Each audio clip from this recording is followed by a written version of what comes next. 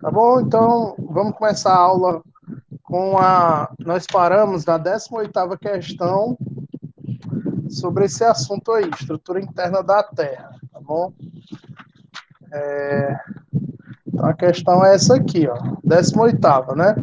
No início do século XIX, um jovem meteorologista alemão chamado Alfred Wegener levantou uma hipótese que hoje se confirma, qual seja, há 200 milhões de anos, os continentes formavam uma só massa, que é a Pangeia, que em grego quer dizer toda a Terra, rodeado por um oceano contínuo chamado Pantalassa.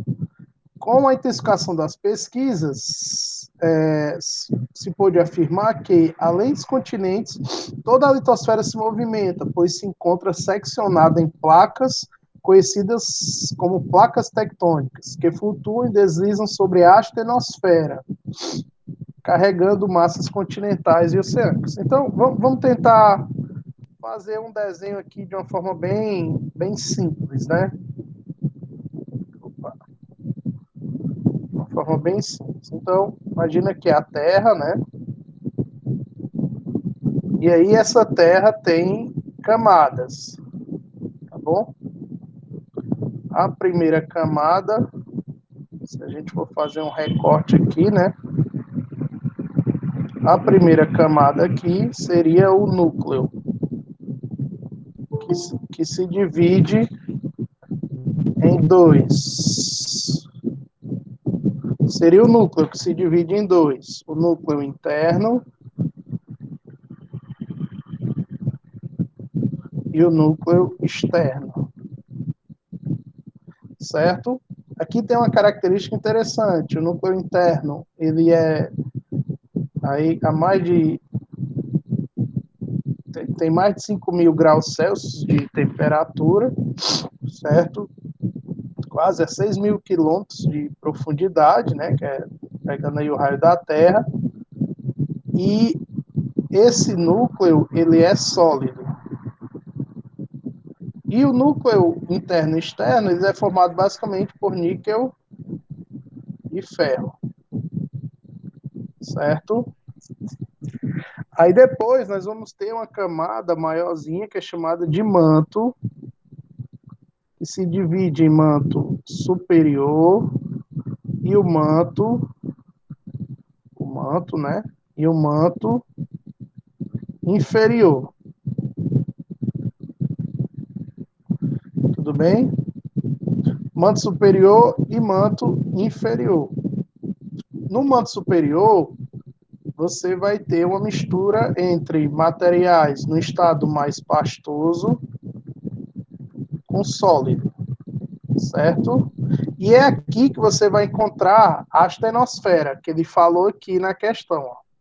É nessa camadazinha que você vai estar encontrando aí, né, que vai compor a litosfera, uma camadazinha de transição entre o manto e a crosta, que você vai encontrar a astenosfera. Cadê? Quando foi que ele falou? Sobre a astenosfera, bem aqui, ele falou bem aqui, ó. Certo? E depois você vai ter a crosta. A crosta, que é a parte de cima, que é a que se movimenta, é a que forma as placas tectônicas, né? Ou seja, é a que está dividida em placas, ela é subdividida em crosta oceânica, que é formado basicamente por basalto, porque é material magmático, é a rocha extrusiva, e crosta continental, que é formado basicamente por material granito, que também é uma rocha magmática, só que no caso ela é intrusiva, ela se formou dentro da litosfera. Então, essa crosta que está quebrada em placas, ela está quebrada, né? Quebrada em placas, e essas placas se movimentam sobre uma camada que é chamada de astenosfera. Astenosfera. Certo? Pessoal, vocês estão me escutando aí direitinho? Ficou alguma dúvida?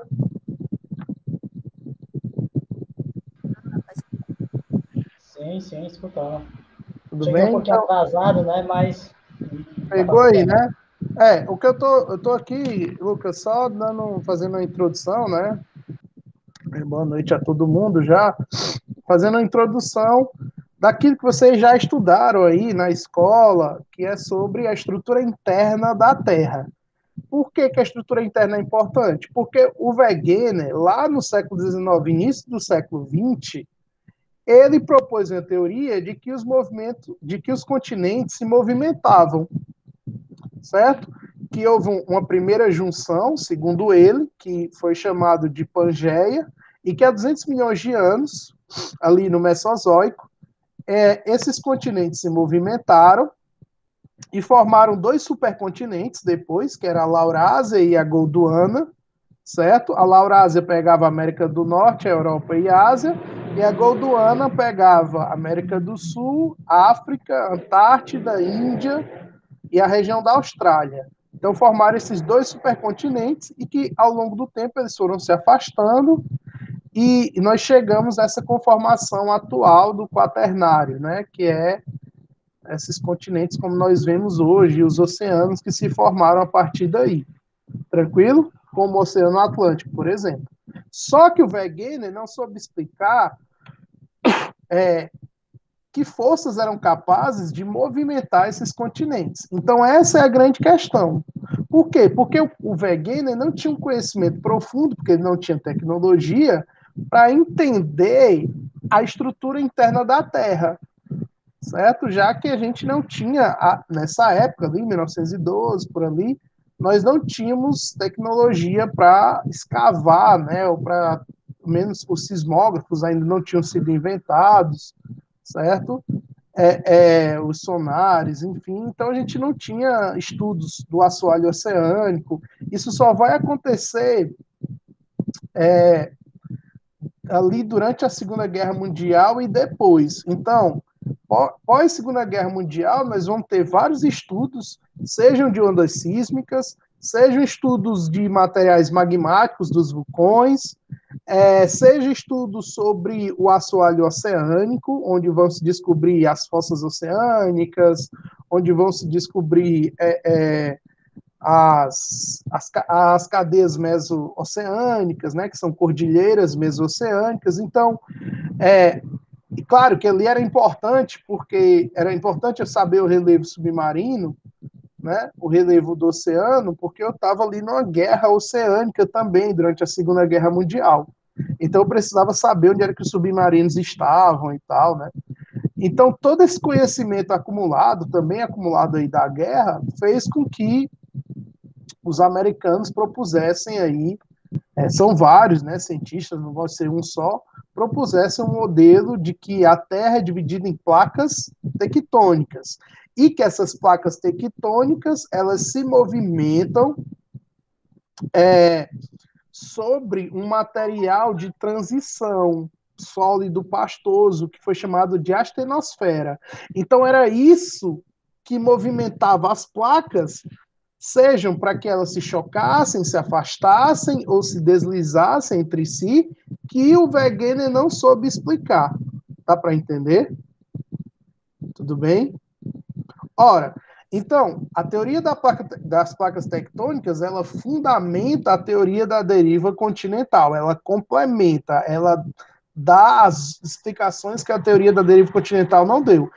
O Wegener conseguiu provar que existiam evidências de que esses continentes estiveram juntos, certo? Seja evidências de fósseis, seja evidências de tipos de erosão, seja evidências de combustíveis fósseis que foram encontrados em diversas regiões, evidências que esses continentes tiveram um paleoclima, ou seja, um clima antigo. Então, essas evidências ele buscou, mas ele não soube explicar o que movimentava os continentes. E aí, a teoria da tectônica de placas explica isso, tá certo? E aí o princípio da exostasia é o mesmo princípio de circulação dos fluidos. Ora, quando um fluido está quente, quando ele esquenta, ele se torna mais leve, ele se expande, se torna mais leve e sobe. Quando ele está mais frio, ele contrai, se torna mais pesado, mais denso e desce. Então, existe um movimento que faz com que existe dentro dessa relação aí de termodinâmica, né? que faz com que os fluidos se movimentem, e, consequentemente, o que está acima deles também se movimenta, que são as placas tectônicas. Em outras palavras, né? Deixa eu apagar aqui. Deixa eu ver se eu tenho. Pronto. Em outras palavras, é isso aqui, ó. Né? Não, não coloquei não. Vamos lá. Então, aqui é o núcleo, aqui é o manto, e aqui é a astenosfera. E essa partezinha cinza é a crosta. Ora, então a astenosfera é uma camadazinha de transição, não é a atmosfera, tá bom, pessoal? É a astenosfera. Ora, então o que acontece aqui? Existem duas formas de convecção.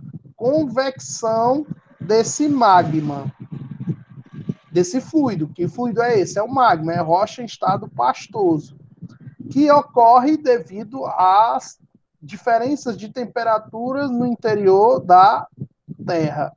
E aí, como é que acontece? Ora, eu vou explicar nessa escala maior aqui, pegando o manto, e vocês vão entender na escala menor, pegando só a astenosfera. Você tem a fonte de calor aqui, isso faz com que o magma mais quente ele se expanda, fique mais leve e suba. Quando chega lá em cima, ele empurra esse material para os lados, empurra o material para os lados, e esse material aqui de cima está mais frio, ele vai lá e desce. Chegou aqui embaixo, esquentou de novo, ficou mais leve, subiu. E aí eu tenho um movimento de convecção, como pode acontecer com a água ou com ar também, certo? Só que nesse caso é convecção do magma. E essa convecção do magma faz o quê? Movimenta as placas. Isso acontece tanto no manto como na astenosfera. Beleza? Ora, e é isso que faz com que as placas se movimentem. Ora, as placas se chocam, movimento que nós chamamos de convergente. Ora, as placas se separam no movimento que nós chamamos de divergente. Ou ora, as placas se deslizam no movimento que nós chamamos de transformante ou tangencial, certo? E claro que cada movimento desse de rochas, né, blocos rochosos, que são as placas tectônicas, vai trazer deformações dessa crosta, dá para entender? Então, se há deformações, você vai estar formando o relevo, que é justamente esse esquema aqui. As forças internas, a primeira dela é o tectonismo, é o movimento das placas, e elas formam relevo. Tranquilo? E ela também provoca outros eventos, que são outras forças, que também deformam essa crosta e vão formando outros relevos, como os terremotos, como os vulcões, certo? Como o derramamento magmático, o vulcanismo, e também provoca uma compensação de peso, porque há movimentos verticais, seja para cima, seja para baixo, de blocos levantados ou rebaixados, que vão compensando o peso na astenosfera. Isso quer dizer o quê? Que quando uma área ela é rebaixada pela maior densidade, maior peso, a tendência é que a outra área suba gradativamente, certo? Quando a área é rebaixada pelo peso, pode ser um derramamento magmático, num efeito gangorra, a área vizinha sobe. É isso, por exemplo, pessoal, que explica por que lá no Cariri cearense, você tem a Chapada do Cariri aqui, ó. Você tem a Chapada do Cariri, certo? Aquela região do Juazeiro do Norte, né, que vocês assistem aí na televisão. E lá no Cariri cearense se encontra fóssil de um peixe. Como é que a 800 metros de altitude eu encontro fóssil de um peixe? Me expliquem.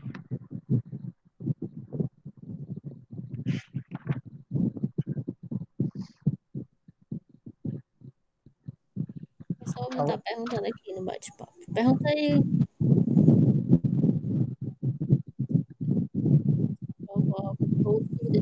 É isso, exatamente, Lucas. Os movimentos é que provocam os terremotos, provocam os vulcões. A gente vai ver já já isso aí, tá bom? Vai explicar já já. Mas a pergunta que eu fiz foi o seguinte: aí vocês vão entender essa força aqui, a isostasia, compensação de peso. Como é que eu encontro um peixe, um fóssil de um peixe, né? Não é o peixe, mas o fóssil de um peixe, numa área que está a 800 metros de altitude, 900 metros de altitude? Ora, isso mostra o quê? Que aquela área um dia foi rebaixada, ela era uma área mais baixa, provavelmente uma área de lago, certo? Uma área de lago, ou seja, pode ter sido uma área da crosta que se partiu, pode ser um rift, que formou uma área de lago nessa região, e depois, com o rebaixamento de uma área vizinha por um peso maior, fez com que essa área fosse soerguida, ela fosse levantada, tá certo? Essa área aqui desceu e essa área subiu. Claro que isso, pessoal, não é uma coisa rápida, não é uma coisa de 1 ano, 2 anos, 10 anos. A gente está falando de um movimento lento. Mesmo os movimentos horizontais, né, de orogênese, os movimentos verticais, que nós chamamos de epirogênese, são movimentos lentos da crosta. Não são movimentos de um dia para o outro, são movimentos que demoram milhares de anos. Então, você vai ter o soterramento desse lago, e aí do fóssil aqui, que seria o peixe, e depois o levantamento dessa área formando uma chapada. Certo? Tranquilo? Então, provavelmente aquela área foi uma área de rift que não formou um oceano. Vocês vão ver que quando você forma um rift, a tendência é formar um oceano. E aquela área foi sedimentada, ou seja, foi aterrada, né, os sedimentos, e depois, por uma isostasia, uma compensação de peso, aquela área foi soerguida. Tudo bem? É só isso que explica você ter um peixe a 800 metros de altitude, né? Um fóssil de um peixe, tá bom, pessoal? Não é um peixe num rio, não. Ó, aqui é o tectonismo. Aqui eu estou mostrando para vocês aquele movimento divergente. Aqui é um movimento divergente. Ou seja, as placas estão se separando, divergente. Olha aqui, ó. Você vai ter a quebra da crosta. A quebra da crosta, pessoal, nós chamamos de rifteamento. Você vai ter a formação de um rift. Professor, eu não sei não, eu não sei como é que é isso não. Está acontecendo esse mesmo movimento hoje. Hoje? Onde? Lá na costa oriental da África. Ela está se quebrando, está se partindo. É um rift, tem uma rachadura enorme. Ali, né, pegando ali a região da Somália, né, e entrando ali por Etiópia, por tal, que é a costa oriental, mais próximo da costa oriental da África. Aquela região, pessoal, ela está se partindo, literalmente, se quebrando. E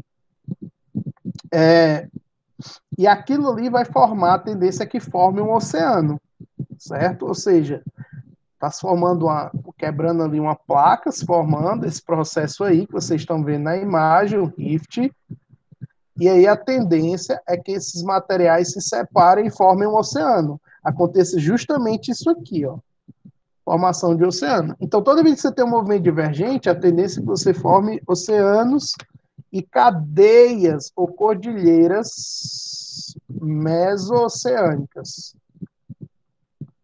Como assim, professor? Na verdade, é uma montanha no meio de um oceano. Então, a tendência é que se forme isso, beleza? Se o processo lá for interrompido, né, a fonte de movimentação parar, a tendência é que aquele lago que vai se formar daqui a algumas centenas de anos, ele seja soterrado, certo? Ele seja sedimentado. Tudo bem? Dá para entender isso, pessoal? Ou é muito difícil? Dá para entender. Tranquilo? Isso aqui seria uma cordilheira meso-oceânica. Vamos para frente. Aqui, pessoal, É para vocês entenderem as consequências, né? Ó. Quando as placas se separam, elas formam essa cordilheira mesoatlântica aqui, ó. Parece uma espinha dorsal, né? Ixi, parece uma espinha dorsal. Isso aqui também já é um relevo submarino, uma montanha submersa, tudo bem? Outra coisa que acontece é que você pode ter um ponto quente aqui e formar uma ilha, o extravasamento de uma ilha vulcânica. E aí, já para responder a pergunta do Lucas, né? Os fenômenos que acontecem por conta dessas movimentações. Beleza? Outra coisa que pode acontecer é aqui, por exemplo, no encontro das placas, você vai ter pequenas fraturas nas rochas. Por quê? Porque tem uma força se deslocando para cá e uma força se deslocando nessa direção. Então, o encontro dessas duas forças sendo pressionadas, são rochas sendo pressionadas, você causa pequenas fraturas. E a tendência é que algumas dessas fraturas, no movimento, é um movimento muito lento, certo? Elas possam liberar energia. Quando elas liberarem energia, eu tenho o quê? Um terremoto. Se elas liberam energia aqui, essas fraturas liberam energias no oceano, eu tenho um Maremoto. maremoto ou, no nome japonês, um tsunami, que é chamado de onda de Porto, certo? Então, se acontece no chão do oceano, no assoalho oceânico, um tsunami.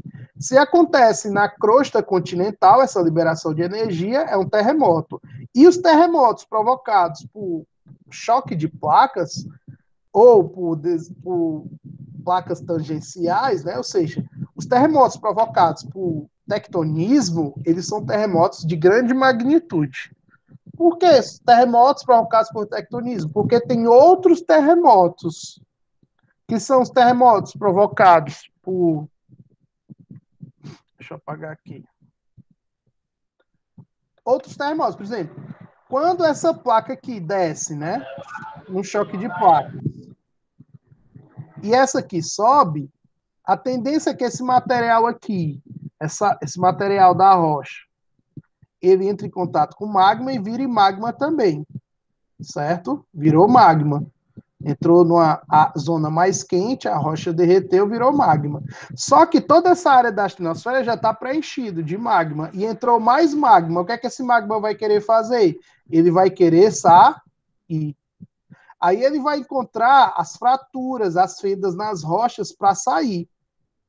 E aí eu vou ter um evento de vulcanismo. Só que, como você tem uma pressão muito grande para que esse material saia, antes do extravasamento magmático, eu posso ter um terremoto. Ou seja, um terremoto provocado por quê? Pela pressão exercida do magma sobre a crosta para sair.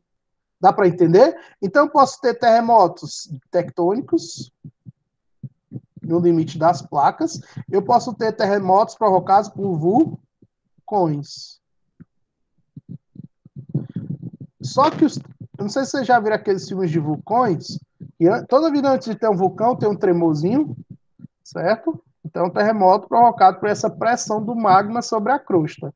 Outro terremoto também são os terremotos provocados por acomodação de solo. Então, por exemplo, aqui tem um solo, eu construí uma estrutura muito pesada aqui. A tendência é que os poros do solo se compactem e que haja uma pequena magnitude. Beleza? Em Sobral nós temos um terremoto que são provocados por uma falha geológica. Então, no meio da placa é uma zona estável. Ou seja, no centro da placa é uma zona estável. Só que a placa está se movimentando. E quando ela se movimenta, onde é que eu vou sentir? Onde a placa está trincada, onde a placa está com falhas estruturais, que são chamadas de falhas geológicas, são pequenas falhas. Então, em Sobral tem uma falha geológica, e é por isso que quando a placa sul-americana se movimenta, a tendência é que lá você tenha uma produção de energia, um pequeno tremor. Tremores aí de 2 pontos, 3 pontos, no máximo aí na escala Richter. Tá certo? Então, esses são os tipos de terremotos provocados, né, por diversos fatores, mas os mais perigosos, né, são os terremotos tectônicos. Tudo bem? E quando esses terremotos tectônicos acontecem no oceano, eu tenho os tsunamis. Outra coisa que acontece quando as placas se chocam é a formação de montanhas. Diferente dessas montanhas submersas aqui, que são as dorsais, aqui nós temos um processo que nós chamamos de orogênese, que é formação de montanha. Então, a Cordilheira dos Andes, a Cordilheira dos Himalaias são formados por choque de placas, onde uma desce e a outra sobe dobrando. Então, a orogênese nada mais é do que uma placa dobrada, que nós falamos aí em aulas anteriores sobre dobramentos modernos, certo? Então, está aqui o tectonismo, provocando essa orogênese, está aqui a isostasia, que é o movimento de compensação de peso.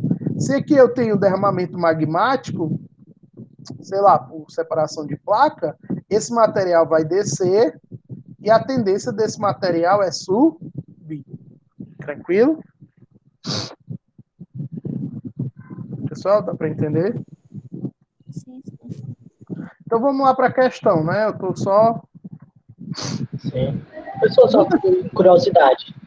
Vai. Tipo, é possível evitar esses movimentos? Tem alguma tecnologia que prevê e evita, sei lá, Lucas, desastres? isso. Existem redes de monitoramento, certo? Que são os estudos feitos por meio dos sismógrafos, que é um sensor que capta essas movimentações. Então, o que é que acontece?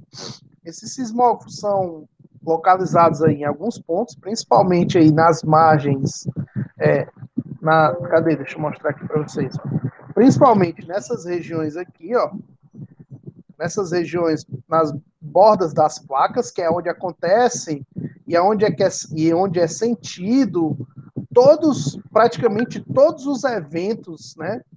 Sentido com mais força, todos os eventos tectônicos, como o vulcanismo, como terremotos, como as montanhas, enfim. Então, esses sensores são colocados aqui nessas regiões e eles estão captando ali o tremor. Mas não tem como eu prever, certo?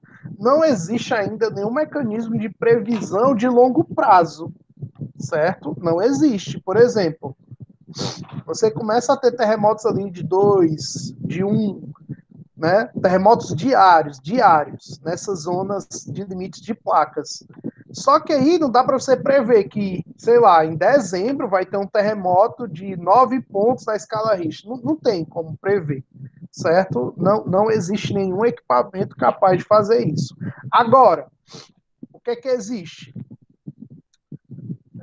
Em 2004, houve um tremor de terra aqui no Oceano Índico, né? Nessa regiãozinha do Oceano Índico.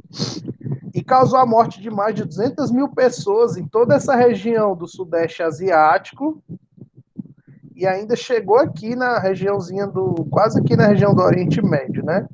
Sudeste Asiático e Oceania, toda essa região aqui, ó. Certo? Terremoto, não sei se foi o maior, né? Mas um dos mais com o maior número de vítimas fatais. O que é que acontece? Então, é bem pior ser no mar do que ser na terra, então. É pior? É bem Pois pior ser no mar. Por que é pior? Porque... Não, eu não sei se eu posso definir se é pior ou melhor, né? Tudo ruim, né? Tudo ruim. O grande problema, e esse foi o grande problema de 2004, é que toda essa região, apesar de muitas áreas turísticas aqui, né, na Oceania e tal, nessa regiãozinha da Malásia, né, Indonésia e tudo, apesar de ser uma região muito turística, não existiam essas redes de monitoramento, né? Então, por exemplo, eles não conseguiram serem avisados de que tinha ocorrido um, um terremoto, né, em alto mar e eles pudessem evacuar. Então, por exemplo, tem como eu fazer um plano de evacuação muito rápido. Acontece um terremoto, eu monitoro esse terremoto e aí eu crio sistemas de alerta na Terra, um terremoto em mar, né, um maremoto. Eu crio sistemas de alerta na Terra e consigo evacuar ali boa parte da população. Eu não consigo salvar a estrutura nem nada, mas eu consigo evacuar a população e evitar as mortes. Então, isso já existe nos Estados Unidos, existe no Japão, nos países mais avançados. Mas nesses países, a maioria deles são pobres. É por isso que a mortalidade foi tão alta, certo? Se eu comparar, por exemplo, do terremoto que aconteceu em 2010 no Japão, que foi tão devastador quanto, né? Mas no Japão parece que morreram 1.000, 2.000, 3.000 pessoas, se eu não me engano, enquanto aqui nessa regiãozinha aqui morreram mais de 200.000 pessoas. E olhe lá que o Japão tinha prédios adaptados, tinha muros de contenção dos terremotos, mas esse dos tsunamis, né, que são diques de contenção, só que esse de 2010 foi tão forte, tão poderoso, que destruiu esses, e ultrapassou, né, as ondas ultrapassaram esses diques de contenção de algumas cidades. E aí você também teve muitos desabrigados e mortos. Mas não se compara ao que aconteceu em 2004, mesmo com sistemas de informação e tudo. Pode chegar a quantos quilômetros, assim, Isso, depende. Isso, Da perfeito. praia. Dentro da crosta, né? Dentro da crosta, ele não avança muito. A tendência é que ele tende a avançar, porque o que acontece com o tsunami? Quando ele se forma em alto mar, né? A tendência é que ele seja mais baixo e mais veloz. Só que é como se eu sempre comparo, Lucas, eu sempre falo isso nas aulas, como se tu desse um chute numa bacia com água, né? Se tu dá um chute com a bacia com água, naquele ponto de tensão onde tu deu o chute, é o ponto de maior energia propagada. Uhum. Tu chutou uma estrutura rígida, que seria o chão do oceano, que provocou um sismo, um terremoto, liberou energia. Então, o chute na estrutura rígida vai ser energia liberada. O que é que vai acontecer com a água, que é a estrutura fluida, que tá sobre a estrutura rígida? Ela vai se movimentar. E claro que se ela estiver mais próximo do local onde você chutou, mais energia aquelas ondas vão ter. Quanto mais ela se afasta, vamos imaginar uma coisa bem hipotética, seja um balde muito grande. Quanto mais ela se afasta daquela área que você chutou, menos energia ela vai ter. Tranquilo? Então é mais ou menos esse o mecanismo de propagação das ondas. Alguns professores falam, tu joga uma pedra numa lagoa. O local onde a pedra tocou na água vai ser o local onde a pedra caiu, né? A força vai ser o local de maior energia, mas à medida em que eu me afasto do local onde a pedra caiu, a energia vai se dissipando, tá certo? Então é a mesma coisa. A tendência é que essas ondas sejam ondas que avancem aí alguns quilômetros na Terra, mas óbvio, se esse terreno for muito baixo, muito plano, né? Ou seja, são áreas litorâneas mesmo. Eles não são, vou pegar aqui um exemplo, eles não são, se acontecesse aqui em Fortaleza, né? Ele não seria o tsunami que atingiria Maracanaú ou chegaria em Maraguape, entendeu? Não chegaria, né? Talvez pegaria ali 2, 3 quilômetros litoral adentro, né? Então é só para... Agora, claro, esses tsunamis são eventos contínuos, né? À medida em que está se dissipando energia lá naquele terremoto. Então você tem uma onda, depois você tem outra onda, depois tem outra onda, e acontece isso. Tá certo? Então é só um pouco para explicar um pouquinho esse mecanismo, né? Que não tem previsibilidade, mas você pode criar sistemas de alertas, principalmente em relação a tsunamis, tá certo? Para tentar evacuar as pessoas. Mas são sistemas de alerta Claro que eles funcionam, ó, por exemplo, eles funcionam mais quanto mais distante. Só para você ter uma ideia, ocorreram, esse tsunami se propagou tanto que veio bater aqui nas ilhas próximas ao Havaí, dos Estados Unidos aqui, certo? Então ele se propagou para essa região também. Só que aqui foi criado os sistemas de alerta, né? Ou seja, estava muito mais afastado do hipocentro do tremor, e aí conseguiu avisar com antecedência lá as populações litorâneas, tá certo? Então, quanto mais afastado, mais chance você tem de monitorar e fazer um plano de evacuação. Tranquilo? É a mesma coisa também com os vulcões. Quanto mais afastado de um vulcão, eu começo a monitorar. Olha, começou a ter terremoto, é provável que em alguns dias eu comece a monitorar os gases que estão sendo expelidos, eu começo a monitorar os terremotos ali provocados naquela área perto do vulcão, aí eu já começo a fazer um plano de evacuação daquela área. Dá para entender? Sim, sim, sim, Viu? perfeitamente. É só assim que eu consigo. Eu não consigo prever quando é que o vulcão vai explodir, né? Eu não consigo fazer essa previsão, mas eu consigo estar monitorando os terremotos provocados ali pela pressão do magma e consigo também estar monitorando os gases que ele está expelindo. Enquanto aumentou o volume de gás e aumentou os níveis de tremores, eu já começo a criar um plano de evacuação da cidade, né? Certo? E, por exemplo, ocorreu aí um evento vulcânico na Guatemala, se não me engano, há pouco tempo, e muita gente perdeu a casa, muita gente morreu. Ou seja, esses eventos tectônicos são mais catastróficos, né? Mesmo que eles não sejam de grande intensidade, mas eles são mais catastróficos nas regiões mais pobres. Então, até aí você pode fazer uma correlação entre pobreza e os fenômenos, e isso são eventos, catástrofes naturais, tá certo? Isso aqui é um ponto importante. Isso é uma catástrofe natural, certo? É um desastre natural.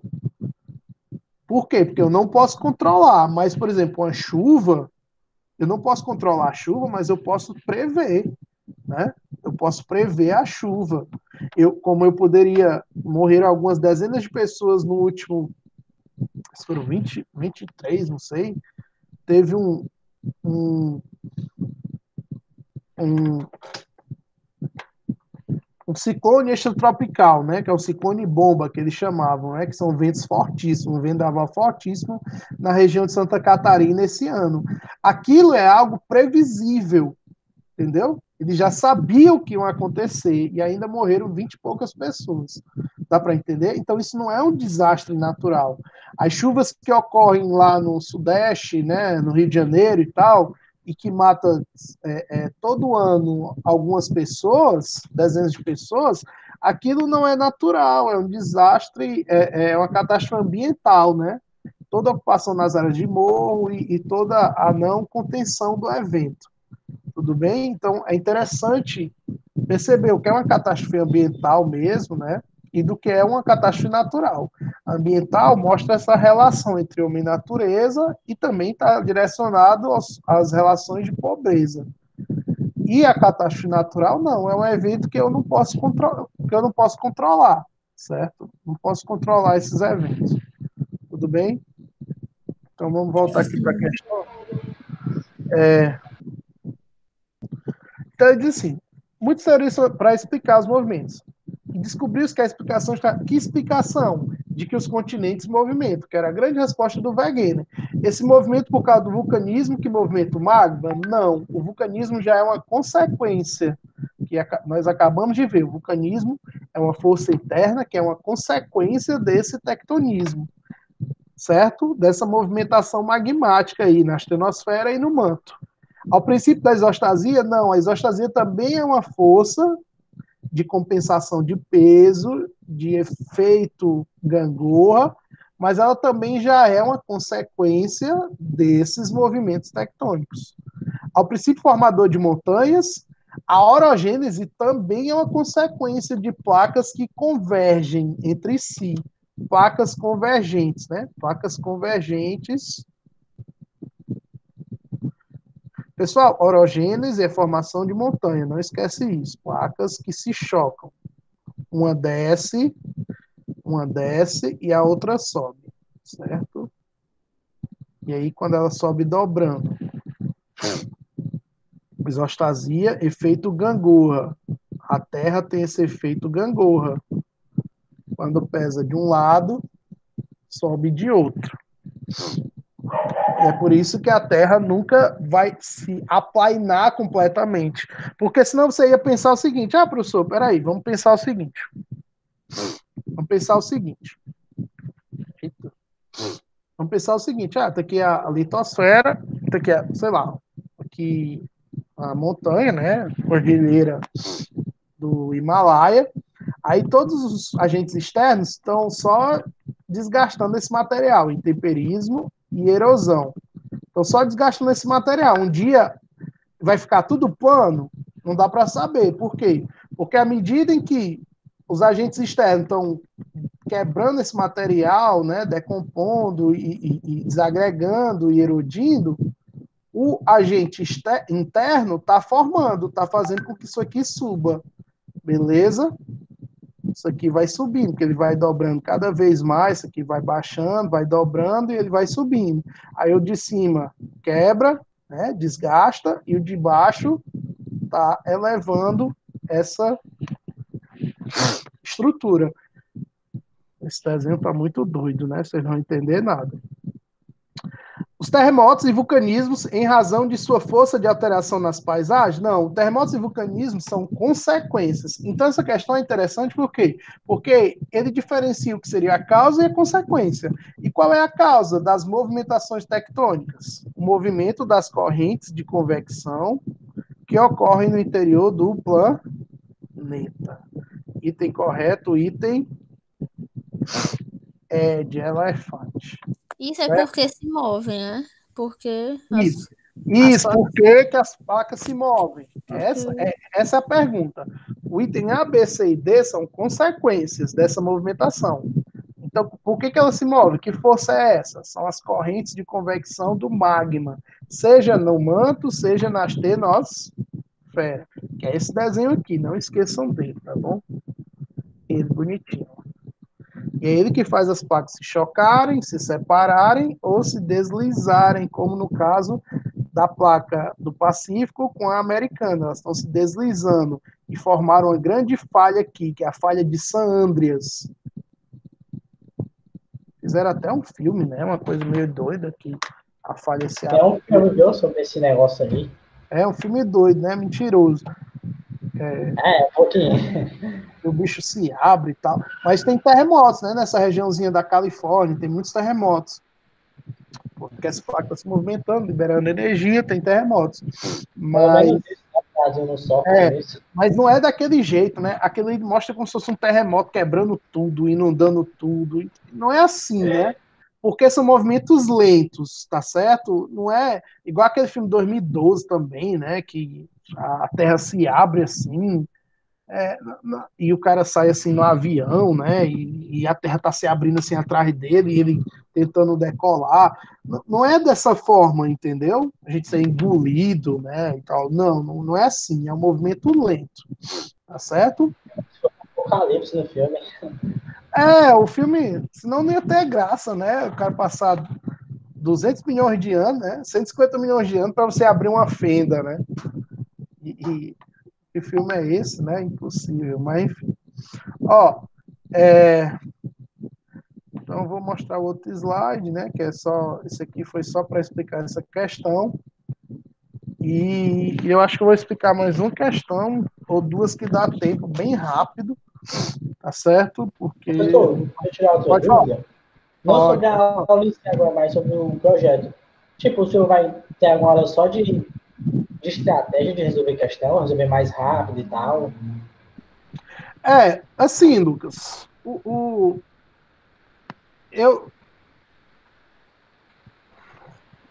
penso o seguinte, aí é um pensamento meu, né? Cada professor tem uma forma de trabalhar. Eu acho que a ideia do projeto é você fazer as questões e, em cima das questões, você trabalhar os conteúdos. Por exemplo, uma questão dessa que eu passei, sei lá, 50 minutos para resolver, mas ela é um conteúdo de um bimestre, de, sei lá, 2 bimestres que você vê lá no primeiro ano, entendeu? Então, isso para mim é rápido. Então, assim, eu poderia fazer mais rápido. Ó, pessoal, vamos aqui só para a questão, isso aqui é isso aqui, isso aqui é isso aqui e tal. Só que é muito difícil eu fazer essa avaliação do que vocês sabem e do que vocês não sabem. Mas, claro, tem algumas questões que a gente resolve muito rápido, mas a maioria, pelo menos agora, né? A gente está em agosto, setembro, eu quero estar trabalhando dessa forma. Pego a questão, aí vou. Pelo menos a gente tem tempo para isso, né? E aí vocês vão fazer o simulado, e quando a gente comentar o simulado, não vamos perder muito tempo, não. Só dizer, ó, pessoal, e essa questão aqui, que foi que vocês marcaram? Aí eu quero saber qual foi a estratégia. Você diz, eu não marquei a A por causa disso, disso, daquilo. Então, a estratégia é justamente essa. O que a gente está fazendo é a estratégia correta. Você olha para a questão, você começa a entender os conceitos que estão sendo trabalhados na questão, entende o que a questão está querendo de você. Essa questão, por exemplo, ele não quer a consequência, ele quer a causa, e aí você vai nos itens, certo? 4 itens falaram de consequências das movimentações, e só um falou da causa, tá certo? Então você vai ter que olhar, assim, o que é que eu acredito? Quando você vai fazer uma prova, você vai olhar item por item, saber por que aquele item está errado, e você vai fazer isso rápido, com o olho treinado, sabendo o conteúdo, e marcar e dizer por que aquele item está certo. Lembra, Lucas, tu precisa ter certeza nas questões que tu vai acertar. Aquela que você sabe o conteúdo, você diz, ó, essa aqui eu sei, essa aqui é isso aqui. Não pode errar. Porque o que acontece? Como é que o pessoal faz uma prova? Eu vou fazer uma aula só para vocês. Como é que o pessoal faz uma prova? Tu olha uma questão dessa e diz, eu quero procurar só o certo. Não. Você vai ler item por item e vai dizer, isso aqui está errado por causa dessa palavra aqui, isso aqui está errado por causa disso, isso aqui está errado por causa disso. Por quê? Porque se tu conseguir eliminar 4, tu sabe que aquela tá certa e que você acertou a questão, provavelmente. 99% de chance de você acertar aquela questão. Se você, quando tá eliminando lá os itens, né, e justificando, isso aqui não tá certo não, isso aqui tem a ver com a questão e tal, isso bem rápido, mentalmente. Aí você fica entre 2, 3 itens, ou 2 itens, você já sabe que é uma questão que você vai ter que ler lá a prova todinha e depois você vai voltar nela. Dá para entender? Essa é a estratégia. Você vai escanear a prova, aí vai ter questão que você, isso aqui tá errado, isso aqui tá certo. Pronto, show. Aí vai ter questão que você vai ficar com 2 ou 3 itens. Fiquei em dúvida. Não matei minha dúvida na primeira lida, não. Você segue reto, mas você já sabe que tem 2 itens ali que você diz, ó, não é isso aqui, certo? Aí quando você voltar para a prova, você não vai ler esses itens de novo, entendeu? Porque você já identificou o erro neles. Então, são estratégias para você. Você vai ler 2 ou 3 vezes a prova, eu acredito que é para vocês lerem umas 2 ou 3 vezes, certo? E aí, quando você voltar, você não vai ler a prova tudo de novo. Quando você pega aquela questão, isso aqui eu já fiz, olhei aqui de novo, ok, tá ok, não mudei minha opinião. Vou para a segunda questão. Eita, a segunda questão, eu leio de novo o enunciado, leio o item A, que eu já eliminei, realmente não é isso aqui não. Quando eu vou no... Aí eu fico entre o B e o C, opa, é o B e o C mesmo, vou aqui. Então, isso acaba economizando teu tempo, é uma organização, é uma forma como eu faço, tá certo? A forma como eu faço. Estou dizendo que é a melhor, não. Tem gente que é mais. Depende também muito da área, né? Depende muito da área. Por exemplo, uma questão... Exatas, eu tenho facilidade em entender o que tem que fazer e fazer. Show, Física, pronto. Matemática, mas quando é para linguagens ou humanas, aí enrola todinho. Pronto, eu acho que são estratégias diferentes, como você está falando. quando você pega uma questão de cálculo, né, e, enfim, pronto, a Lívia disse que é o contrário. Mas quando você pega uma questão de cálculo e você entendeu ali o que é que a questão quer e você sabe qual a maneira, né, ou seja, qual o caminho que você vai percorrer, você resolve rápido, né? Você respondi aqui, show, né? Achei uma resposta, vai marcar. Você não vai pensar porque que aquele A está errado, porque que o B está errado, não. Você já achou a resposta, né?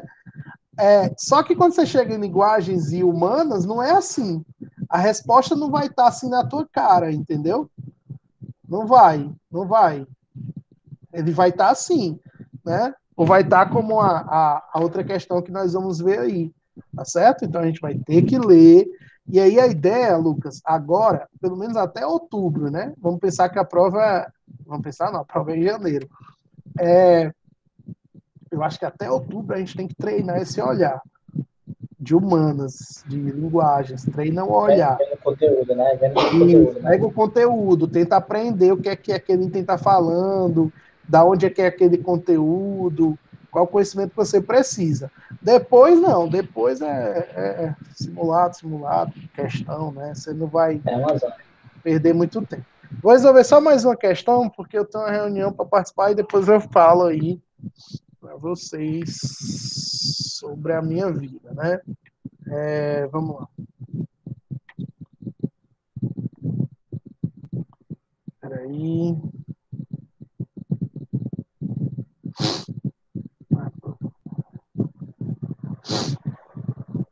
Aqui, a 19ª.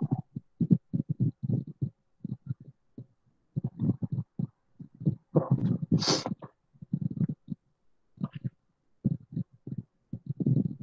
Vocês estão vendo aí, né? Tela cheia?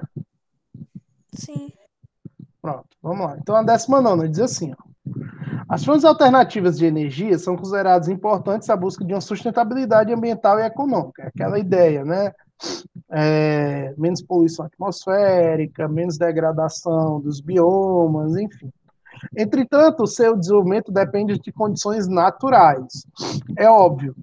Vamos pensar como energias alternativas, fontes alternativas, a energia eólica, a biomassa, a energia solar, certo?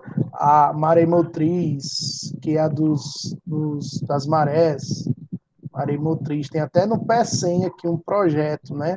Eles captam a energia, né? A força mecânica das marés, aí é um bicho assim, né? Que ele é tipo, aí esse bicho se movimenta no oceano. Esse bicho aqui é a maré, tá bom? Deixa eu botar a maré de outra cor aqui para vocês entenderem. A maré vai lá mexer nesse bicho, né? As ondas, a maré vai mexendo nesse bicho aqui. Aí esse aqui vai captando essa energia e transfere essa energia mecânica para movimentar o coisinho que tem aqui, né? E transformar essa energia mecânica numa energia cinética, né? Como eles chamam. Tudo bem? Então você vai saber, basicamente, que para eu ter energia elétrica, eu preciso de quê? Eu preciso de uma força,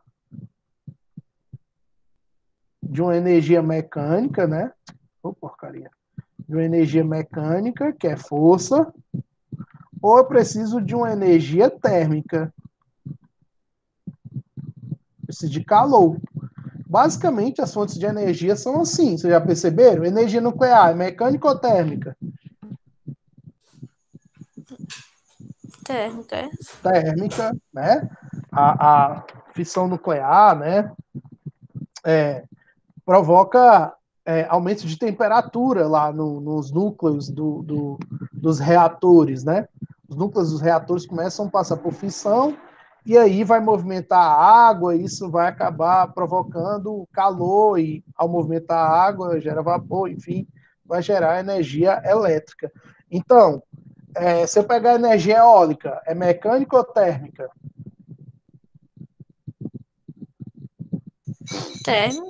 Térmico, não? Eólica. Força, mecânica, então. Mecânica, né? Os Os aerogeradores se movimentam pela força dos ventos e que vão movimentar lá os geradores, né, dentro deles. A queima do carvão mineral, do petróleo ou do carvão mineral, nós vamos ter as chamadas usinas termoelétricas, né? Ou seja, também oriunda do calor. A hidroelétrica é oriunda de quê? De uma energia mecânica, que é a força da queda da água. Dá para entender? Então, a solar térmica. Então, ou você tem energia térmica para eu transformar em energia elétrica, ou eu tenho uma força térmica, né? Uma energia energia térmica, ou você tem energia mecânica para gerar energia elétrica, né? De uma forma bem simples aí os físicos vão descobrir as outras coisas, tá certo? Aí diz assim, a energia solar, aí que melhor explica as condições, né? Então, ele precisa de condições ambientais. Ou seja, por exemplo, se eu tiver energia eólica, eu preciso de uma área que tenha ventos constantes, óbvio, né? Se eu vou implantar um projeto de usina solar, um parque solar, eu preciso de quê? De uma área que tenha iluminação constante. Aí diz assim, a energia solar é uma alternativa viável nas zonas polares, pois a camada de gelo libera grande parte dos raios solares. O que ele está falando aqui, pessoal? Ele está falando de albedo, né? Como o gelo é branco, então, aqui, imagina que a calota polar vinha os raios solares, e esses raios solares iam emitir energia, né? Iam refletir essa energia. Isso acontece, de fato. É o que nós chamamos de albedo. Mas pensa comigo. Olha a condição ambiental de você implantar parques solares numa zona polar, né? Imagina o custo do transporte, do armazenamento, construção do equipamento, armazenamento e transporte de energia, entendeu? Seria algo inviável. Até porque a intensidade, apesar de ser uma área que não chove, né? Que é uma área que chove pouquíssimo, as zonas polares, que são áreas de alta pressão, a intensidade da iluminação não é tão elevada e não é constante o ano todo. Só lembrar que a cada 6 meses as zonas polares ficam no escuro, solstícios e equinócios, né? Os solstícios aqui fica no claro e aqui no escuro, e nos outros 6 meses aqui fica no claro e aqui no Polo Sul fica no escuro. Então isso quer dizer o quê? Que não seria viável nas zonas polares energia solar. Tá errado isso. Essa parte aí de que as camadas de gelo liberam grande parte de raios solares, isso é verdade? Isso é verdade. Libera grande parte. Mas aí, quais são os fatores contra? Localização, óbvio. O segundo fator contra é que essa iluminação não é constante, apesar de ter um albedo muito alto, não é constante. Certo? Certo. A cada 6 meses e tal. E outra, não é tão intensa. Onde é que eu tenho mais calor? Onde é que eu tenho mais um período de iluminação maior e, consequentemente, mais calor que eu posso armazenar? Nas zonas Nas tropicais. Tropicais, zonas equatoriais. Perfeito, show de bola. Tá bom? A B diz assim, a produção do etanol, o etanol vindo aqui do milho, o etanol pode vir do milho, o etanol pode vir da cana-de-açúcar. Professor. Oi. O nome é albedos ou é albedo? Albedo. Tá. Albedo é nada mais do que o índice. Só um minuto, Lucas. É o chamado índice de reflexão dos corpos. Isso quer dizer o quê? Que quanto mais claros são as superfícies, mais elas refletem a luz solar. Quanto mais escuros são as superfícies, menos elas refletem. Então, onde é que o albedo é maior? Areia da praia, né? Zonas polares, tudo bem? Desertos. Então, você tem um albedo maior. O que é isso, albedo? Albedo é reflexão dos corpos. Por exemplo, a parede branca ou a parede preta? Quem é que reflete mais? A luz solar? A branca. Então, o albedo da parede branca é maior do que da parede preta. Entendi. Ora, a gente tem uma iluminação intensa, constante. Aí todo mundo pinta as casas de claro. Por quê? Porque a ideia é refletir para que a casa fique termicamente mais confortável. Só que ao refletir, boa parte dos cearenses tem um problema de astigmatismo. Por quê? Porque tem muita sensibilidade à claridade. Porque todas as casas estão com alto índice de reflexão, dá para entender? Paredes brancas, superfícies claras, entende? Sim, sim. O asfalto, ao contrário, ele faz o quê? Absorve calor. Então fica mais quente. Então o albedo é baixo. Diga, Lucas.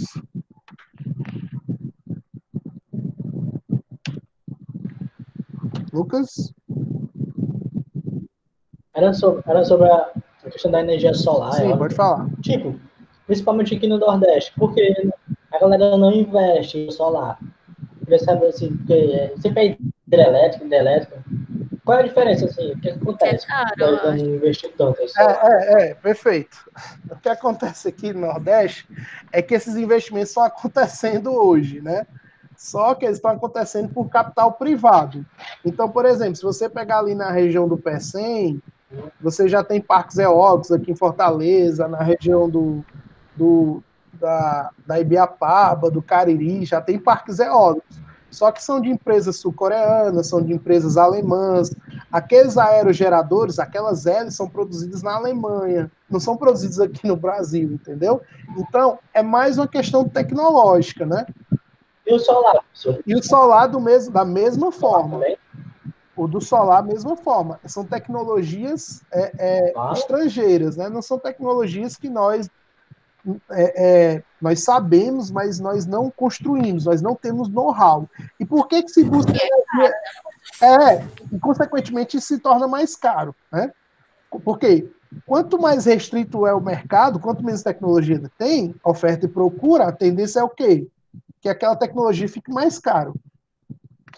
Sobre energia hidrelétrica, foi uma ótima pergunta. Nós temos know-how, nós temos conhecimento, certo? Nós sabemos como construir, como se apropriar, como distribuir aquela energia. Então é por isso que o Brasil sempre busca o caminho mais fácil. Né? Qual é o nosso caminho mais fácil? Implantar uma hidrelétrica, pegar um rio e implantar uma hidrelétrica. Às vezes não é o melhor, não é o mais viável, mas é o caminho mais fácil. Tá certo? Deu para entender? Estou começando a manjar, então. Então, é buscar a maneira mais fácil e mais lucrativa que gaste menos, né? Em tudo e quanto. Teoricamente gaste menos, que tem um maior poder de distribuição. Professor, Pode falar. acho que eu já vi uma coisa sobre que, tipo, energia eólica também não é resultado a pouco prazo, na verdade, é a longo prazo, né? Só vai ter resultados com o passar de outros anos. Não necessariamente é o tempo, certo? O que se espera sobre essas energias, principalmente eólica e solar, é que nós tenhamos maior capacidade de armazenamento, ou seja, células de armazenamento dessa energia, para que eu possa distribuir ela por um longo tempo, entendeu? E que eu possa alcançar áreas mais distantes dos parques, que é diferente hoje das hidrelétricas. Então, você tem uma hidrelétrica bem longe e eu consigo distribuir essa energia sem muita perca durante por quilômetros, né, de sei lá, fio adentro, né, como a gente fala, e aí essa energia consegue chegar aqui. A nossa energia vem da Chesse, vem do Rio São Francisco, entendeu? Então eu consigo distribuir essa energia. Enquanto a eólica e a solar, eu precisaria de parques maiores, células maiores de armazenamento, para que eu pudesse distribuir essa energia. Certo? E aí, claro, aí talvez seja essa ideia que você ouviu falar. Nós vamos precisar de mais tempo para construir essa tecnologia. Certo? A B, pessoal, eu preciso coisar que eu vou participar de uma reunião aqui 8 horas, mas vamos lá. A B diz assim: a produção de etanol a partir da cana-de-açúcar no Brasil se desenvolve em consórcio com outras culturas, viabilizando a produção de energia e garantindo a subsistência das parcelas mais pobres da população? Falso. Por que isso aqui é falso? Porque tipo, a questão do... Isso é que fala sobre o petróleo em si?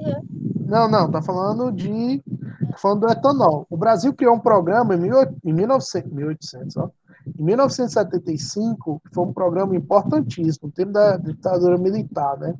Foi um programa chamado de Pró-Álcool. Foi justamente naquelas crises do petróleo. Pró-Álcool. Que começou a substituir nos carros, fazer carros que a gente chama de carros flex, né? Que são os carros que são movidos não só com gasolina, mas com álcool. E também a gasolina tem um percentual de 20% de álcool, né? Isso é importante. Mas não é bom não, né? Mas é importante. Por quê? Porque você tem menos poluição, certo? A ideia é essa, menos poluição e que você gere dinheiro para o país. Por quê? Porque aqui vai vir da cana-de-açúcar. E o Barack Obama, em 2005, veio aqui no Brasil para tentar entender essa tecnologia, porque ela é mais barata do que eu produzir com milho, que é o que os Estados Unidos fazem lá. Só qual é o problema? E aí é um grande debate, é que a produção de cana-de-açúcar no Brasil, historicamente, ela é promovida através das monoculturas, não é? Ou seja, historicamente são latifúndios, monocultores e tal. E agora o cara não vai produzir para alimentar nada, ele vai produzir para gerar um combustível, certo? Então pode fazer com que aumente a concentração de terras nessas regiões e que, por conta do crescimento dessas monoculturas, e que, ao invés de se produzir alimentos, eu produzo um combustível que não alimenta ninguém. Então, piora a subsistência das populações, principalmente as mais pobres. Entendeu?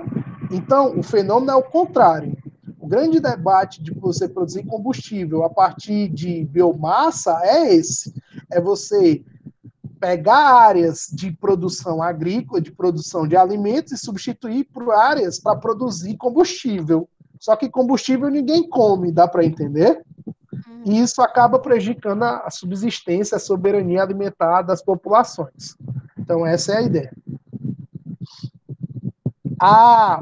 Entendeu, Lucas? Viu como precisa de um conhecimento, né? Um conhecimento anterior. Em áreas temperadas, a energia eólica é inviável, já que além dos trópicos se observa as zonas anticiclonais ou de alta pressão. Ora, não. Certo? Se ele falasse nas áreas de 30 graus, nas áreas de 30 graus, mais ou menos, essas áreas são áreas de alta pressão, mas nas áreas temperadas eu posso ter, sim, parques eólicos, como eu tenho nos Estados Unidos, principalmente nas áreas litorâneas, como eu tenho na Europa, tá certo?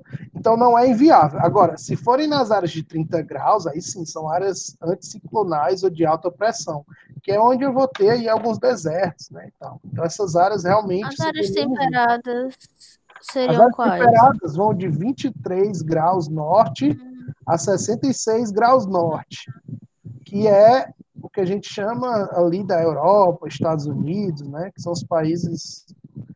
Isso no norte. No sul pega ali um pouquinho da Argentina, pega a Austrália e tal. Certo? A energia solar e eólica são alternativas energéticas para a zona tropical, já que nessa zona a área de insolação é intensa, correto? E sendo essa área quente de baixa pressão, temperatura alta, baixa pressão, os ventos são constantes o ano inteiro, verdadeiro, certo? Nós temos os ventos que vêm dos trópicos, do Equador, que são os ventos alísios, e aí nós temos ventos o ano inteiro. Aí ele diz que a energia eólica não é alternativa na zona equatorial, já que essa área apresenta diferença. Amplitude térmica, a diferença entre a temperatura máxima, máxima 30 graus, e a mínima 20 graus, né? Só que isso aqui não tem nada a ver com a energia eólica, certo? Isso aqui, teoricamente, não vai produzir mais ventos ou menos ventos. Não tem nada a ver, tá certo? A amplitude térmica é baixa. Aqui, a amplitude térmica nas áreas equatoriais é baixa. E o mecanismo de produção de ventos, ele acontece justamente nas áreas ciclonais. Quais são as áreas ciclonais? São áreas quentes. Então, são essas áreas quentes que recebem ventos. E a área equatorial é uma área quente. Então, ela recebe ventos. Tranquilo? Toda a área quente. tropical e equatorial são áreas de baixa pressão, então elas são receptoras de ventos. As áreas frias são áreas dispersoras de ventos. Foi por isso que eu disse que lá nos polos você dispersa os ventos. Tá certo? E essas zonas equatoriais seriam quais, assim? Equatorial, a linha do Equador, certo? Tá. Linha do Equador, equatorial. Próxima linha do Equador. A gente é uma área equatorial. A gente está a 4 graus sul da linha do Equador. Por isso que é bem frio aqui, né? Certo? Pessoal, deu para entender. Foram duas questões bem densas, né? Bem recheadas de assunto. E é isso. A gente vamos marcar outro dia, tá bom? Eu vou ver sábado também, porque eu vou participar de um projeto agora também, um outro projeto à distância. Eu acho que eu estou procurando coisa para fazer na minha vida. Outro projeto à distância para ajudar aí alunos alunos de uma comunidade lá do Rio de Janeiro, né, que é um projeto chamado Educa Afro. E aí eles estão promovendo aulas online, estavam precisando de um professor de geografia. Eu me disponibilizei. E aí é legal esse projeto. E aí eles têm aula aos sábados de 11 a 11h40, tá certo? Então esse horáriozinho ficou aí pendente para a gente. Mas a gente pode ver na semana mesmo, sei lá, uma terça, uma quinta, o horário que ficar melhor para vocês, uma quarta, uma sexta. Para mim, eu não tenho muita coisa para fazer na semana não, assim, pelo menos é obrigação, pelo menos agora, né? Depois a gente acha os horários, vai achando os horários, mas é interessante a gente manter pelo menos 1 ou 2 aulas por semana, não passa uma semana sem ter aula não, tá bom? E o simulado, eu acredito que no meio da próxima semana, de quinta também acho que é um bom dia, certo? Para mim, segunda e quarta já é mais difícil, porque eu vou jogar ping-pong, é minha atividade física, e então terça, quinta e sexta também dá para mim. E sábado a gente pode ver, ou mais cedo, ou à noite também, que eu não. Dificilmente eu saio, certo? O que não dá para me fazer é no domingo, que aí já é mais complicado, tá certo? Aí, show, viu? Eu jogo, eu brinco, né? Então é mais isso mesmo, é mais isso, tá bom? Então é só para dizer para vocês que esse meu horário de 11 a 11h40 eu já tô com esse compromisso. Então a gente pode fazer mais cedo, começar às 9h30, às 10h30, uma horinha, né? Para também não cansar muito vocês, ou Eu acho colocar que depois. quanto mais cedo, menos gente. Também tem isso, também vocês estão cansados, né? Mas pode ser à noite, eu acho esse horário um horário bom, assim, 6h30 até 7h30, por aí. Eu não fico tão cansado, não. Certo? Tá bom? Eu não sei se vocês ficam cansados, mas eu acho que fica um bom horário. E talvez um dia a gente consiga marcar uma tarde, uma manhã, na semana também.